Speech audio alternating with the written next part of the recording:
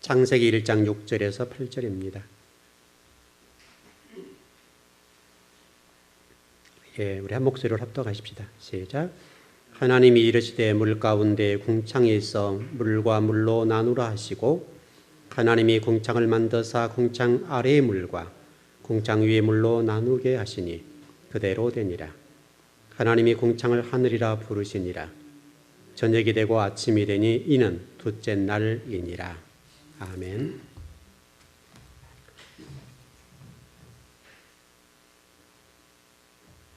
그 동양 철학에서는요, 우리의 이름을 운명이라고 얘기를 하잖아요. 그래서 여러분의 이름이 다 다르죠. 그래서 어떤 이름이 주어지게 되면 그 이름에 맞게 살려고 예를 쓰잖아요. 그래서 어떻든 지금 동양 철학에서는 이 이름을 운명이라고 그래서 그 성공과 실패와 또는 행복과 불행이라고 하는 것이 그 이름 때문에 온다, 이렇게 정의를 하거든요.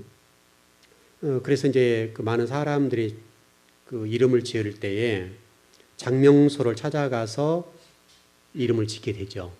이제 이름 하나 짓는데 이제 얼마 비용을 지불하고 그 이름을 지어서 이제 1년, 평생을 살아가게 되거든요. 이제 이게 동양 철학이에요. 그래서 우리나라 사람들이 이름을 굉장히 중요하게 생각해요.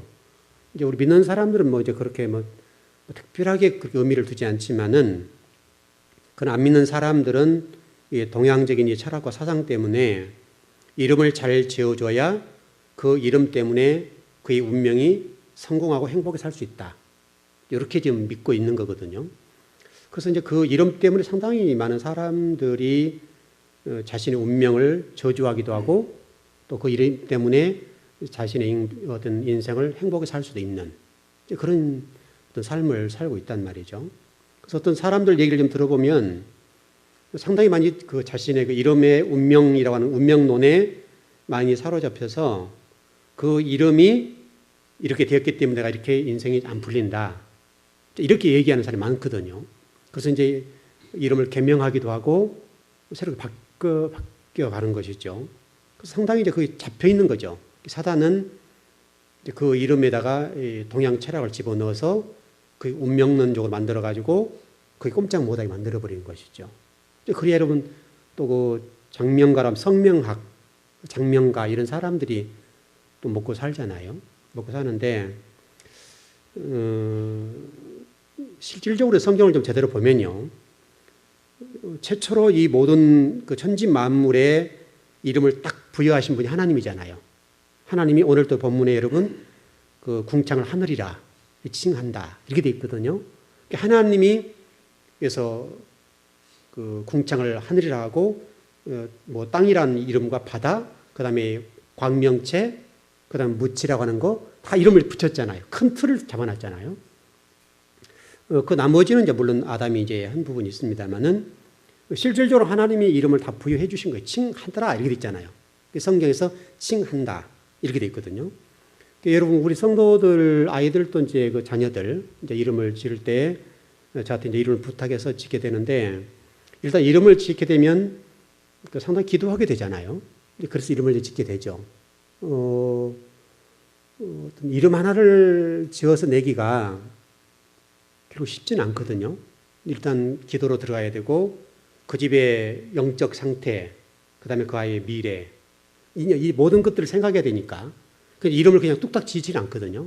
그분들의 영적 상태를 생각하고 이렇게 됐으면 좋겠다, 이런 생각들을 가지고 이름을 짓거든요. 우리 박 전사님 아이가 박민이죠. 민자 이름 무슨 민자 쓴지 아시나요? 민자. 그 백성민자를 생각하시죠? 근데 백성민자를 제가 안 썼어요. 하늘민자를 썼어요. 여러분 무슨 얘기인지 아시나요? 하늘민. 그 아이는 제가 그 두 사람을 좀 이렇게 컨트롤한다고 합니까? 뭡니까? 관리라고 합니까? 이렇게 어떻게 해주지 않았으면 그 아이는 이 땅에 존재하지 못해요. 여러분 그거 아시죠? 그래서 이건 하나님이 주셨다, 이런 얘기예요. 제가 이 아이는 네 둘이 준 게 아니다, 하나님이 주셨다, 이 얘기를 그 안에 담아놓은 거예요. 그래서 그 백성민자라는 이름을 썼어요. 아니 뭐야 하늘민자. 그렇게 써서 박민이라고 하는 이름을 지었어요. 그 아이는 제가 중간에 역할을 좀 못했더라면 좀만 잘못했어도 이 땅에 존재하지 못해요. 그때 당시 여러분 그 상황이 아이가 태어날 수 있는 상황이 아니었잖아요. 그래서 모든 전개 과정들 또 진행 과정들이 제가 깊숙이 개입해서 그때 그렇게 됐고 그 상황이 그 처가댁과 관련되어서 아이를 낳을 수 없는 상황이었잖아요. 그 상황이었으니까 그때에 제가 적극적으로 개입하고 모든 일을 추진하고 일이 진행되어서 이 아이가 이제 이렇게 좀 이 땅에 태어났으니까 사실 그 아이가 그 사실을 안다면 평생 동안 아마 좀 저한테 와서 저라고 살아야 돼요. 그렇죠. 우리는 다 알잖아요. 뭐 그 두 부부도 잘 모를 거예요. 그 상황을 조금만 이해할 뿐이지 이렇게 됐다 모를 거라고 잘해요. 실질적으로 그 굉장히 심각한 상황이 있잖아요. 그래서 제가 이름을 좀 부탁을 해서 이름을 지을 때 백성민자를 주로 쓰는데 제가 하늘민자를 썼어요. 하늘민자를 써서 이 아이는 하나님이 주신 아들이다. 백성이다. 이렇게 해서 이름을 썼다고요. 우리 지금 그 양장님이 오셨는데 그 민서라고 하는 이름을 제가 지었거든요. 그는 백성민자예요. 그 다음에 글서자를 썼어요. 지금 양장님 하시는 사업이 그쪽 사업이고 하기 때문에 책을 통해서 여러 가지 일들을 하니까 그래서 이 아이에게 어떤 이름을 지었으면 좋겠는가 생각을 했어요. 그래서 이름을 짓다가 백성들을 글로서 깨우는 사람이 됐으면 좋겠다. 글로서 그래서 글서자 여러분 이름에다 글서자를 잘 안 쓰거든요. 여러분 우리 교회 아이들 이름 지을 때 거의 한문을 다 해주잖아요. 한문을 지어주는데 일반 장면까지 쓰지 않은 단어들 써요. 주로 이제 기도하면서 그 가정의 상황, 이 아이의 미래 이것들 많이 생각하는 거니까 그런 부분들. 우리 가영이 같은 경우는 뭐 아주 특별한 이름을 이렇게 지어서 우리가 지었고 다 그렇게 됐다고요. 대부분 다 지금 우리 그 민혁이도 마찬가지고 민혁이 같은 경우가 그 아버지가 충청도 전형적인 충청도잖아요. 그래서 이 집안에 좀 이 아이가 그러지 않았으면 좋겠다. 물론 그게 나쁘다는 의미가 아니라 충청도의 고유의 어떤 그런 성향이 있단 말이죠. 그래서 그 아버지 피를 물려받으니까 이 아이는 그러지 않았으면 좋겠다 해서 그 혁자에다가 백성민자 혁자에다 민첩을 혁자를 썼다고요. 민혁이 민첩이 안 그래요. 아주 민첩하게 왔다 갔다 하잖아요. 그래서 그 이름을 썼어요. 그렇게 이름 하나를 지을 때 마음대로 쓰지 않는단 말이죠. 그 집의 상황, 그 아이 전체를 다 생각하고 이름을 짓는 거죠. 우리 건우 이름이 어떻게 아시죠? 우리 권사님? 건우 이름이 뭐죠? 뜻이? 하늘 건자 썼죠. 하늘 건자 버두자. 아브라함을 생각하고 이 아이는 하나님의 벗이 됐으면 좋겠다. 이런 생각이죠. 그래서 이 집안의 영적 상태가 이랬으면 좋겠다. 이런 얘기도 되고 여러분 이름 하나 지을 때마다 다 그런 생각을 하고 지었다고요. 우리 서연이는 뭐죠? 서연이도 똑같아요. 그 서연이도 그런 생각을 가지고 이름을 지었어요. 일반 쓰는 한문이 아니에요. 그 뜻을 보면 다 우리 교회 지금 아이들 이름 지었던 가영이, 그 성민이, 그 다음에 우리 민혁이, 그 다음에 누구 또 지었죠? 건우, 지호, 그 다음에 그렇죠. 다 이런 지었을 때 그냥 짓잖아요. 우리 지호 같은 경우도 그 집 영적 상태와 가계도 이런 걸 생각하고 이름 하나를 지어놨다고요. 그래서 물론 제가 여러 개를 지어주지만은 뜻은 다 풀이해서 주죠. 이 이름은 이렇고 저 이름은 저렇다. 이름을 지어주는데 이게 이름이 이제 현대적인 감각도 있어야 되고 뭘 미래도 봐야 되고 또 나이가 먹었을 때도 이름의 그 무게감이 떨어지는 건 이름 안 된다. 이 생각으로 제가 이름을 지어요. 그래서 여러분 그래서 이렇게 지었다 합시다. 새롬이 그래서 이름 지었다 합시다. 어렸을 때는 굉장히 좋지요. 근데 50대 60대가 된 새롬 씨 오세요 이렇게 하면 이름이 격이 떨어지잖아요. 이해되시죠? 처음에는 좋아요. 이 아이만 생각하면 이쁜 이름을 지을 수 있다는 말이죠. 이쁘고 예쁜 이름을 지어주면 좋은데 50대, 60대, 70대가 됐을 때 새롬 씨 이라고 하면 이게 얼마나 격이 떨어지는 얘기예요. 그러니까 이름을 지을 때 제가 그런 먼 미래 50대, 60대, 70대 되었을 때도 이름의 격이 떨어지지 아니하고 좀 품위가 있고 좀 그런 이름을 지어야 되겠다. 그래서 이름 하나를 지을 때 굉장히 고민을 하는 거예요. 그래서 우리 지금 교회 아이들 이름 다 지을 때 그런 생각으로 지었어요. 전부 다 이름이 지금 당장 막 좋아진 그런 이름은 아니잖아요. 먼 미래까지 생각하고 지은 이름들이니까 다 뜻을 담아서 이름 지었단 말이죠. 그래서 이름 짓는 그 아이들이 제가 지금 가만히 저도 이제 보죠. 이 아이가 도대체 어떻게 성장하냐 이렇게 보는 건데 저도 기도하게 될 때도 그런 관점 기도하게 되고 이제 그렇게 좀 되어 있단 말이죠. 그러니까 하여튼 우리 믿는 사람 안에서도 이름이라고 하는 것은 이렇게 중요하다고요. 왜냐하면은 하나님 이름을 다 지어줬잖아요. 큰 것들에 관해서 아담이 지었고 그렇게 됐으니까 어떤 이게 오늘 성경 말씀 하늘을 궁창을 하늘이라고 하는 이 칭하다라고 하는 단어가 굉장히 중요한 단어예요. 이제 오늘 이 부분을 좀 다루고 좀 다른 부분을 다루려고 그러는데 이 고대 샘족 문화에서는 칭한다 이 말은요. 그 이름에 굉장히 어떤 이름 하나로 끝나는 것이 아니라 거기 안에 이름에다 뭔가를 부여해 주었단 말이죠. 뭘 부여해 주는가 하면 제가 오늘 새벽 예배 때 말씀드렸어요. 소유권과 지배권과 통치권이 있다고요. 소유권, 지배권, 통치권. 하나님이 지금 여러분 이 부분을 잘 생각하셔야 돼요. 칭했다라고 하는 단어 속에서 이 우주 만물의 이름들, 바다, 뭇, 그 다음에 하늘의 공중, 그 다음에 해와 달, 별, 모든 것들. 우리는 물론 큰 작은 광명체의 이름을 지었습니다만 어쨌든 이 우주 만물의 공간의 모든 것들을 하나님 이름을 지었잖아요. 다시 설명하면 이 모든 것의 소유권이 하나님에게 있고 통치권과 지배권이 누구에 있다는 거예요? 하나님에게 있다 이 말이에요. 이걸 지금 창세기에서 설명하는 거예요. 제가 창세기 1장 1절에서 하나님이 우리 주인이시다. 그리고 우리 여호수아 1장 7절의 말씀에도 마찬가지 그렇게 됐고 그 다음에 시편 1편에도 그랬고 마태복음 1장 1절에 아브라함과 다윗이 사서 예수 그리스도의 세계라. 예수 그리스도의 통치권 이런 부분.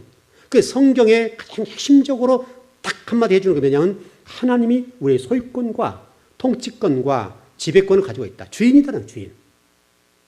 이 부분을 우리가 생각하고 살면요.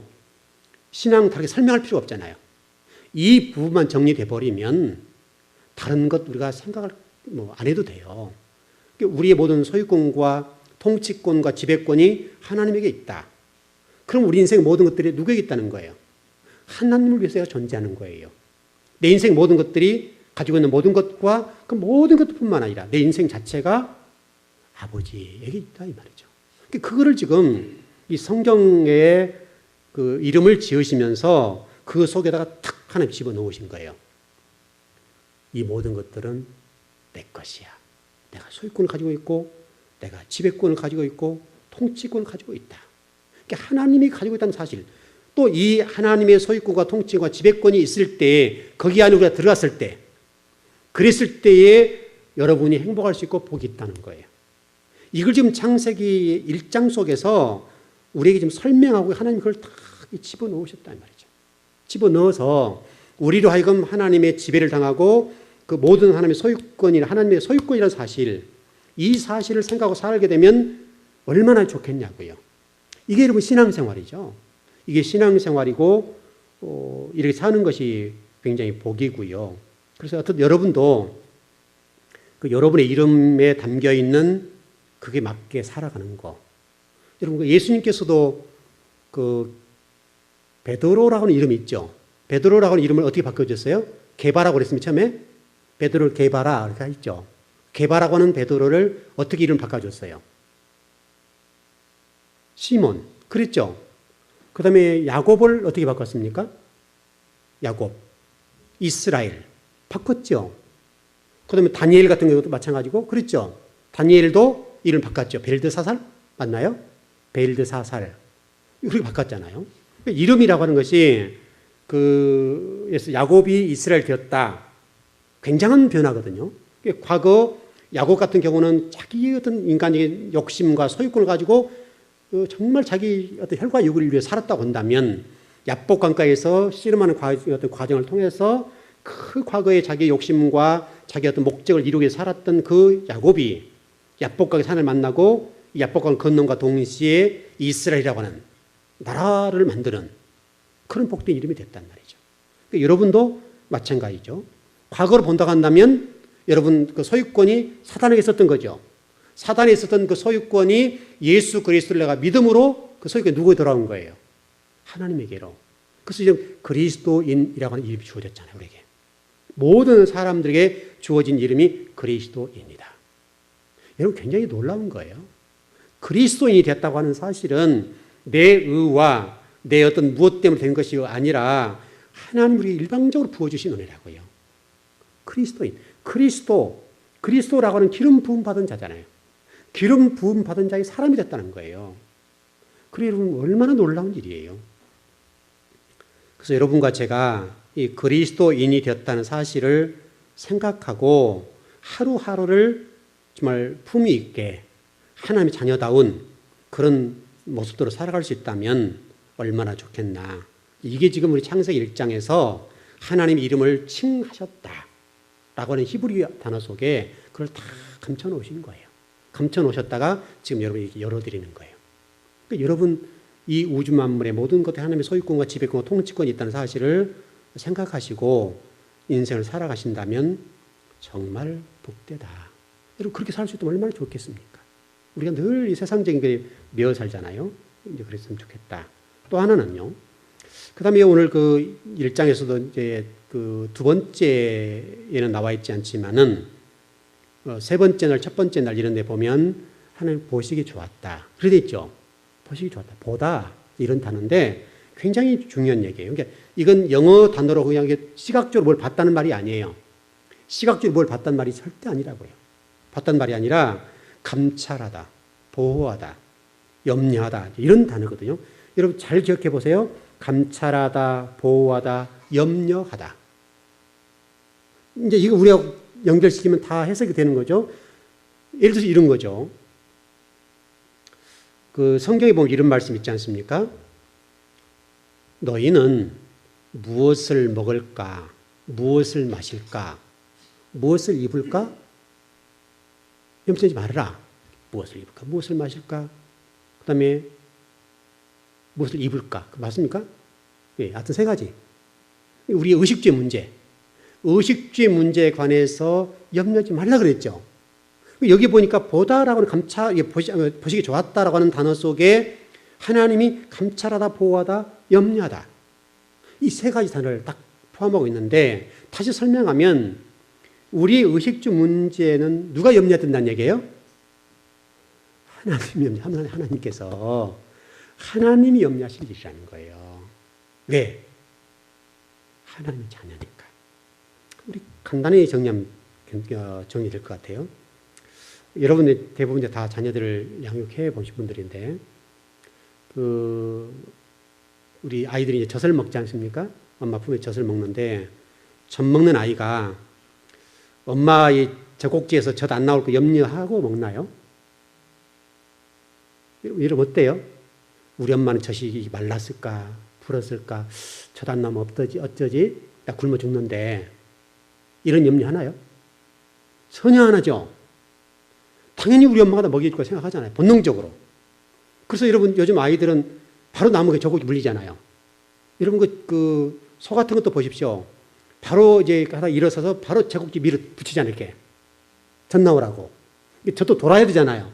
돌아야 될 시간이 필요한데 돌기도 전에 막 치고 달라들잖아요. 본능적으로 그 엄미가 줄 걸 안단 말이죠. 그러니까 우리 자녀들이 엄마의 젖에서 젖꼭지에서 젖이 나올 것이라는 사실은 다 아는 거죠.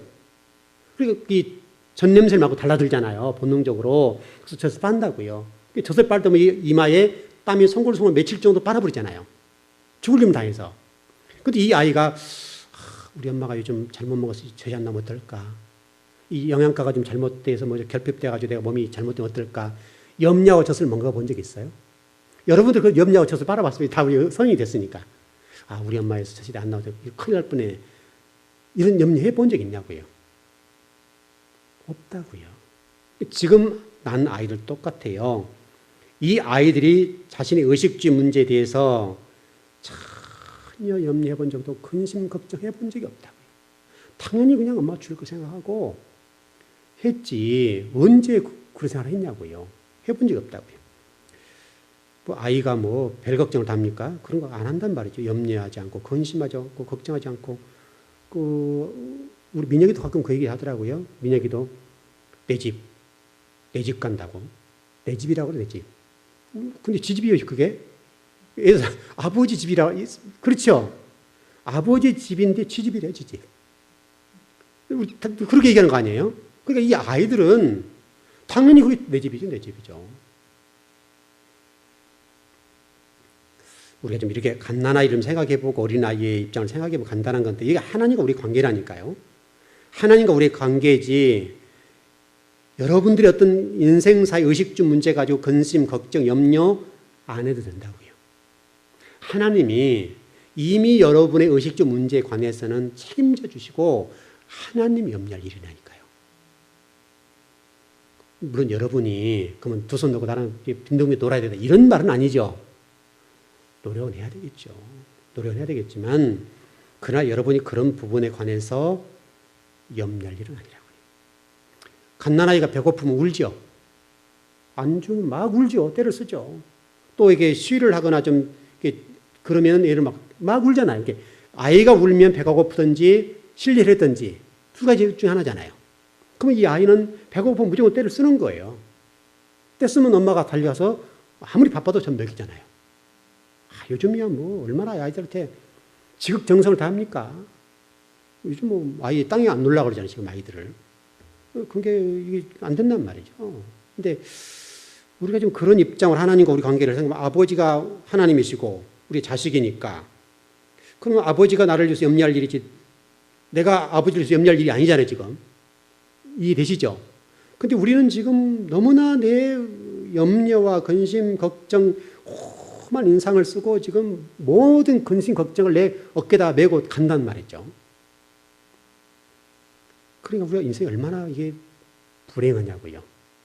여러분, 우리 그 때문에 인생을 살기 위해서 왔나요? 그러지 않죠. 좀 이렇게 인생다운 인생을 살아야 하나님 우리 부여하신 그런 인물을 위해서 살아야 되겠는데 굳이 우리가 그것을 위해서 산다고 한다면 참 안타깝죠. 제가 말씀을 좀 준비하면서 어느 좀 자료를 좀 찾아봤는데 이렇게 자료가 나왔습니다. 여러분도 좀 여기 잘 생각해 보세요. 우리나라 사람들 가운데 40%는 일어나지 않는 일을 가지고 염려를 한대요. 일어나지 않는 일을 가지고 40%가 염려를 한대요. 상당히 많은 숫자죠. 일어나지 않았어요. 근데 그냥 근심 속에 그 일어난 것처럼 생각하고 살아요. 염려하는 거예요. 또 30%는 과거에 일어났던 일 가지고 염려한대요. 과거에 일어났던 염려 가지고 끌어와서 또 염려를 하는 거예요.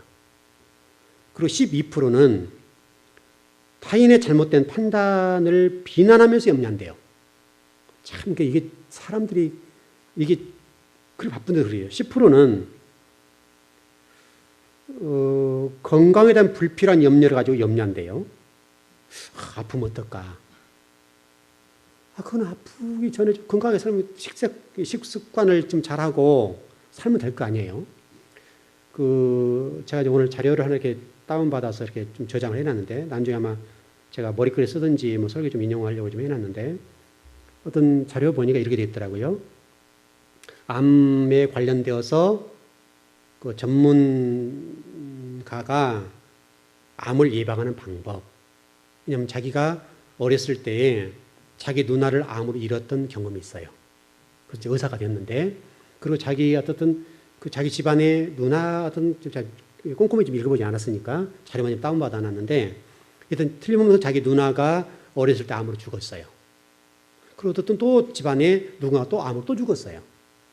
그래서 이 사람이 내가 의사가 되어서 정말 이 암 환자들을 치료해야 되겠구나.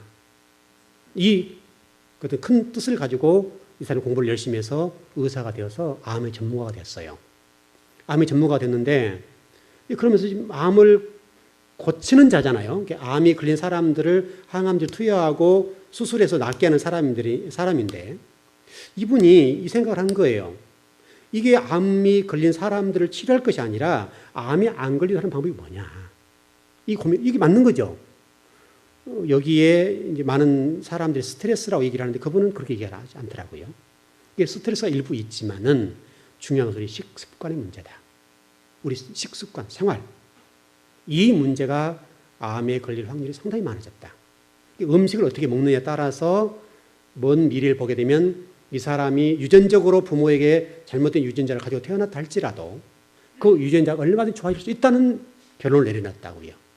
여러분 그 병원에 가서 검사하게 되면 항상 그 유전적인 측면에서 부모님이 어떤 암에 걸린 적이 있냐 이거 꼭 체크하게 돼 있죠. 근데 그분 지금 그 박사 되신 그분은 그게 영향이 있다 이렇게 얘기를 해요.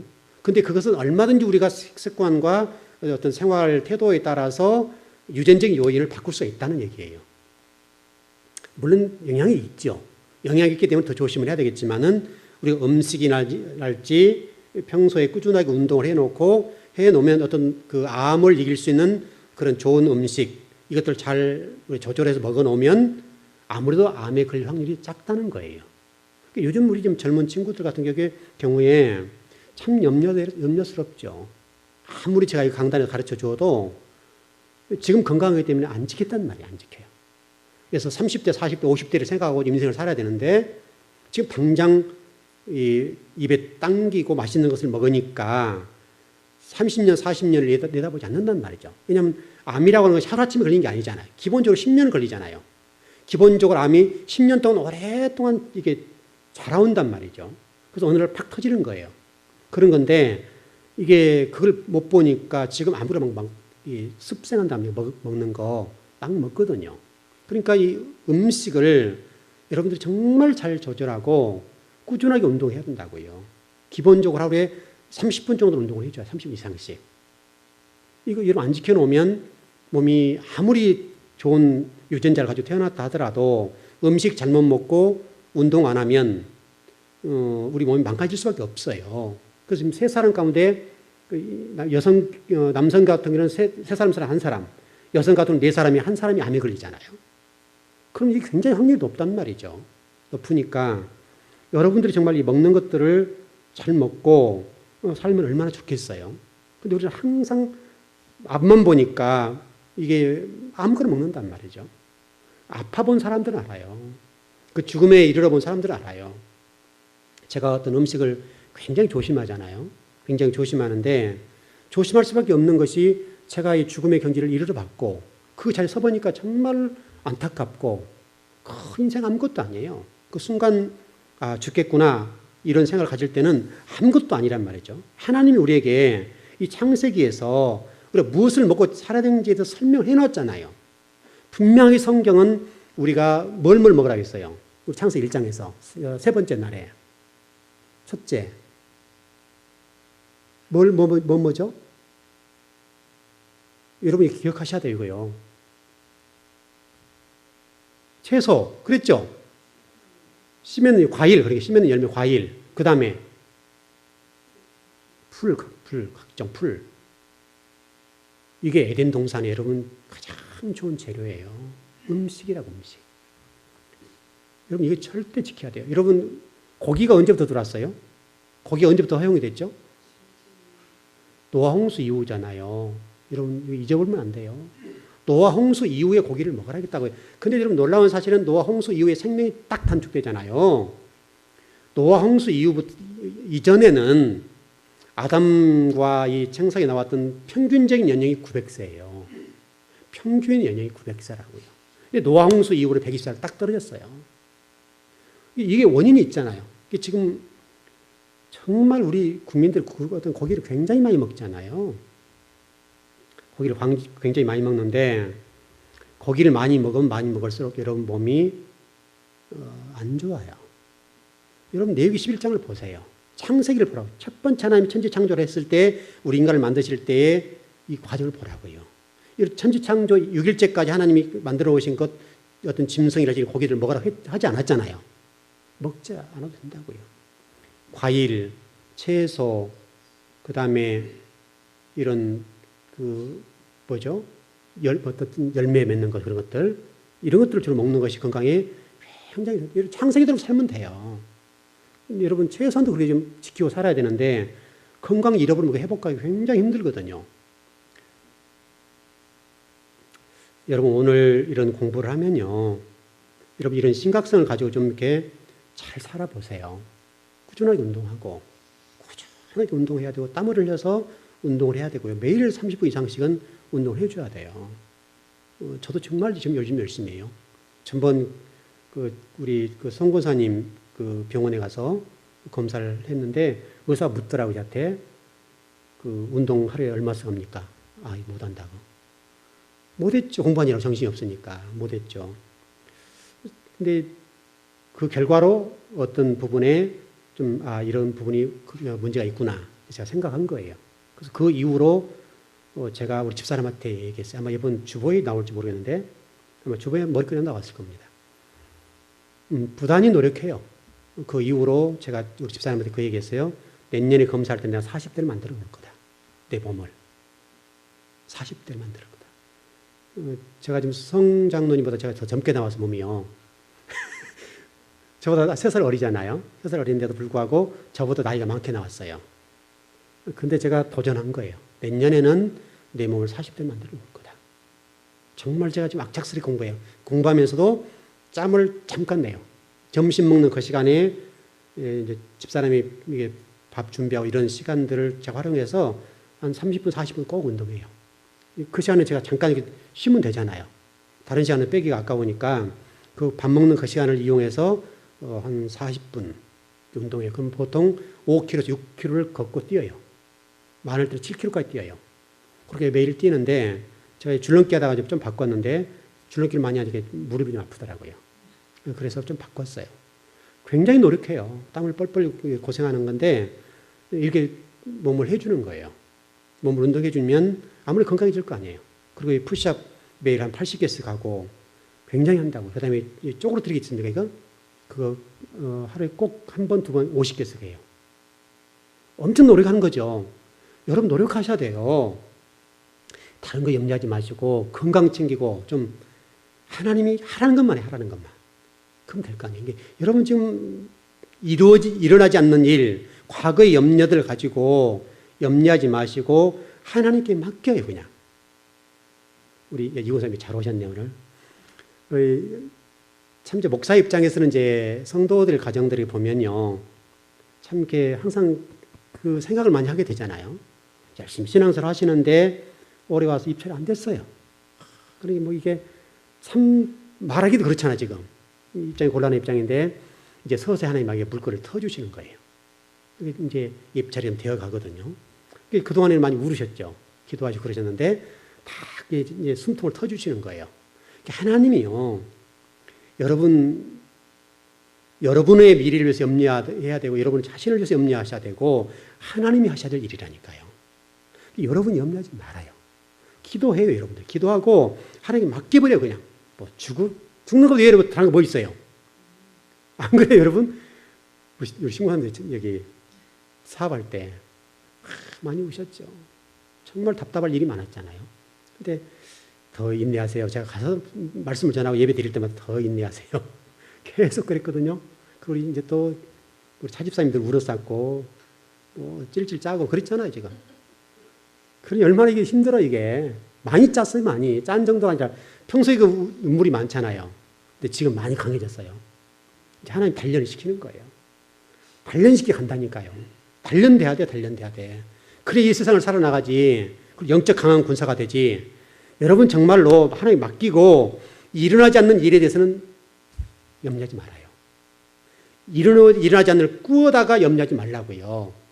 꾸어다 염려하니까 얼마나 우리 인생 힘들고 복잡하냐고요. 또 이 과거 일 때문에 염려하지 말고 지금 어떤 심각한 일이 있다 할지라도 염려하지 말아요. 그냥 마음 비워버려요, 그냥. 마음 비워버리라고요. 마음 비우면 되는데 하나님 주실 걸 생각하고 가면 될 거 아니에요. 욕심 안 부리면 될 거 아니에요. 욕심 안 부리고 그냥 오늘 내보고 산다. 이러면 될 거 아니야, 이 말이죠. 적어도 우리 즐거운교회 성도들은 어떤 일에 대해서 염려하지 않고 인생을 좀 살았으면 좋겠어요. 염려하지 말아요. 좀 이렇게 행복하게 살라고, 행복하게. 저희 집에도요, 뭐 이 얘기 해도 괜찮을지 모르겠네. 이번 달에요. 교회가 이게 이제 돌아가다 보니까 조금 힘들어서 사례비를 한 푼도 못 받았어요. 지금 못 썼는데. 그 뭐 집사람들 와서 돈 주세요, 돈 주세요 그랬다는 거예요. 저는 한 번도 기도해 본 적이 없는데 돈 쓰는 사람이 이제 집사람이니까 돈 주세요, 하나님 돈 주세요 그랬대요. 그런데 뭐 뜻하지 않게 하여튼 지금도 미스터리예요. 미스터리인데 어떤 분이 제 이름으로 이렇게 돈을 좀 보내왔어요. 보내왔는데 하여튼 지금 못 쓰고 있어요. 지금 어떤 돈인지 모르니까 못 쓰는데 쾌유를 빕니다. 이렇게 왔어요. 무슨 쾌유를 빈다는지 모르겠는데 이게 지금 전번에 병원에 있을 때 그때 때문에 이게 나온 건지 뭔지를 몰라요. 어떻든 지금 뭔지를 모르는데 그때 저희들이 지불했던 돈 정도는 돼요. 액수가 되는데 정확하게 한 107만 원이에요. 107만 원이 왔는데 하여튼 돈 찾아다 놨어요. 제 이름으로 왔으니까 저밖에 찾을 수 없는 돈이에요. 또 거기에 기간이 있잖아요. 또 그래가지고 107만 원이 왔는데 한 푼 쓰지는 못하고 있는데 실질적으로 지금 뭐 가정이 돌아가는데 아이들 학교 다니지 들어갈 돈이 많잖아요. 많은데 그러다 보니까 좀 이렇게 빡빡하게 돌아가고 막 힘들고 지금 카드에서 연락이 오고 뭐 돈 안 내, 뭐 안 내, 어쩌고저쩌고 한데 계속 그러거든요, 지금. 그래서 뭐 집사람이 이런 신용불량자 된다, 이 정도 된 거죠. 그 정도 됐는데 지금 107만 원이 왔는데 쓰지는 못하고 있어요. 쓰지는 못하고 있는데 어떻든 이름도 모르는 사람들이고 전혀 모르는 사람이 전혀.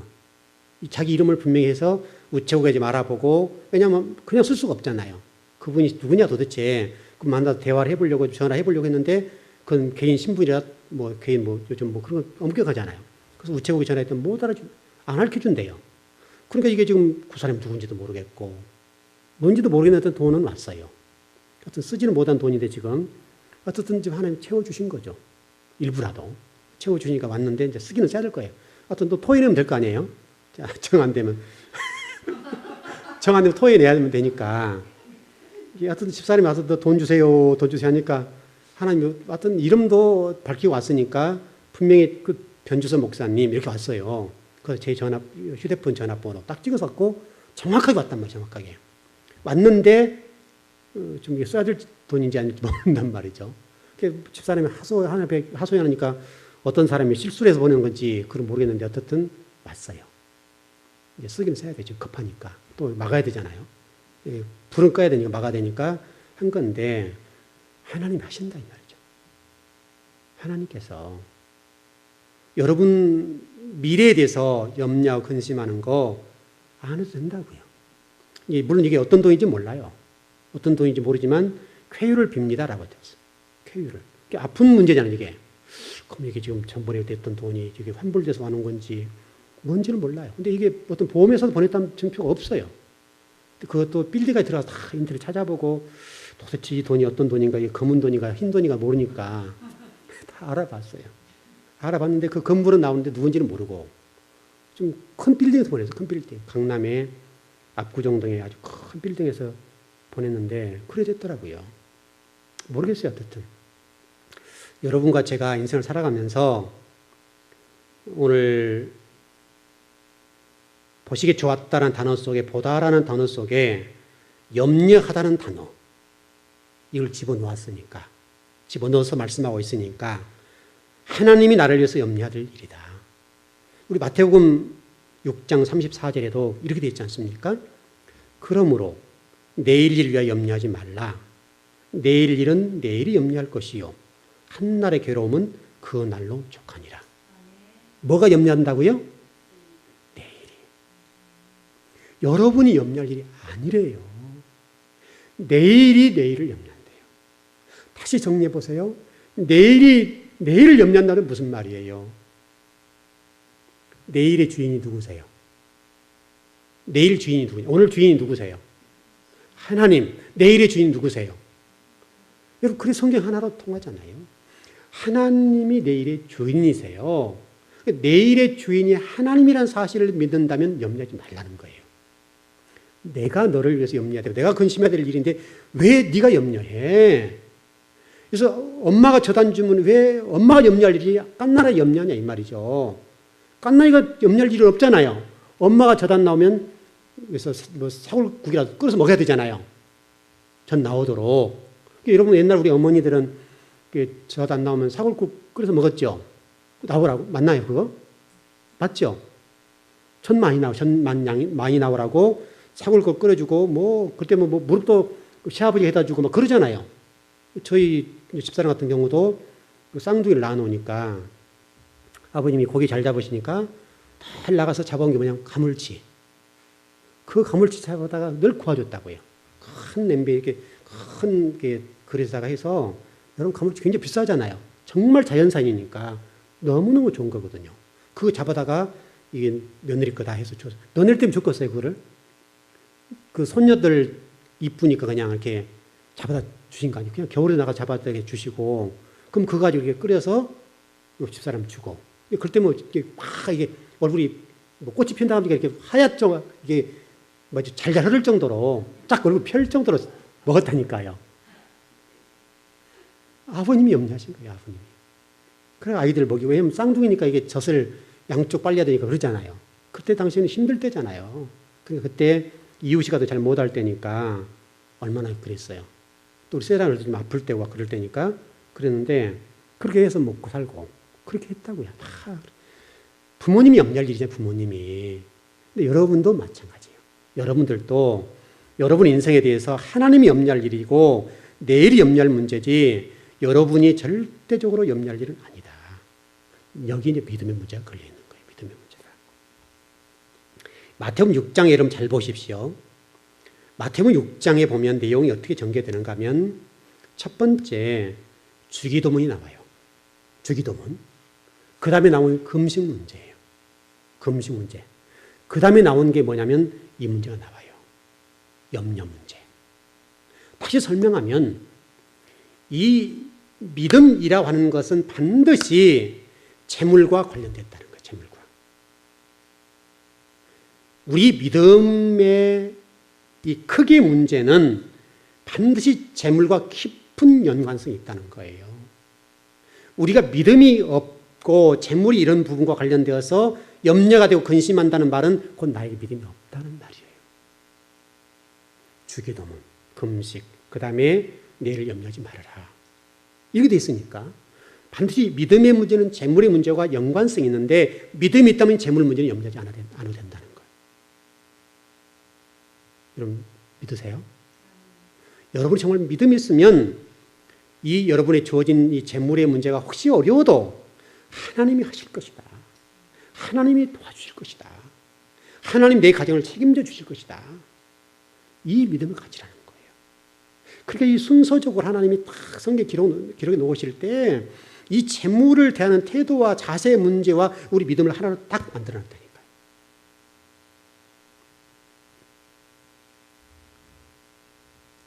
놨다니까요. 정말 여러분과 제가 이 믿음이 정말 있어서 재물을 대하는 태도나 취하는 태도, 자세적인 측면에서 그를 100% 하나님께 맡기고 하나님이 나에게 그것을 반드시 해주신다. 그걸 믿었으면 좋겠습니다. 여기는 믿음이 필요해요. 우리 재물에 대한 염려가 생기게 되면 우리 믿음이 부족하다 그 말이에요. 우리 즐거운 교회 성도 오늘 예배드린 여러분들에게는 이 문제가 해결됐으면 좋겠어요. 내가 일생을 사는 동안에는 이 물질 문제 때문에 염려하거나 근심하는 일이 없고, 내가 정말 믿음이 있어서 그 모든 문제는 하나님이 책임져 주시고 나에게 도와주시고 필요할 때 주신다. 여러분 이스라엘 백성이 광야 거닐 때 만나와 메추라기를 주셨잖아요. 이미 보여주셨잖아요. 그리고 그들이 애굽에 살 때 고센 땅은 풍족했잖아요. 고센 땅. 풍족하도록 주셨고, 광야를 거니는 동안에 40년 동안 그들이 아무 일 하지 않았지만 하나님 말씀 따라서 오직 가나안 땅을 전진했지만은 만나와 메추라기를 주셨잖아요. 만나와 메추라기를. 이게 믿음이라 이 말이죠. 하나님 책임져 주신다니까요. 책임져 주셔요. 이제 우리가 이제 믿음이 없으면 우리 노후의 문제도 많이 걱정하고 염려를 합니다만은 이것까지도 하나님께 맡겼으면 좋겠어요. 하나님께. 하나님이 여러분 노후를 책임져 주지 않겠어요? 현재도 마찬가지고, 여러분 자녀의 문제도 마찬가지고, 하나님이 살아계시고 우리 아버지라고 생각하고 내 믿음의 정말 대상이라고 본다면, 그 아버지 천지 창조하셨다고 본다면 내가 그 아버지의 자녀이고 백성이라 본다면 하나님이 내 인생과 내 자식과 내 노후의 문제까지도 책임져 주실 것이다. 이 믿음을 가지자고. 여기는 믿음이 필요해요. 이 믿음을 가져서 여러분이 이런 문제 때문에 근심하거나 염려하거나 당장 얻은 어려움이 있기 때문에 고통하거나 좌절을 낭망하는 성도가 없었으면 좋겠습니다. 정말 즐거운 교회 성도들은 그런 믿음을 가지고 도전하는 그런 복과 은혜가 꼭 있길 바랍니다.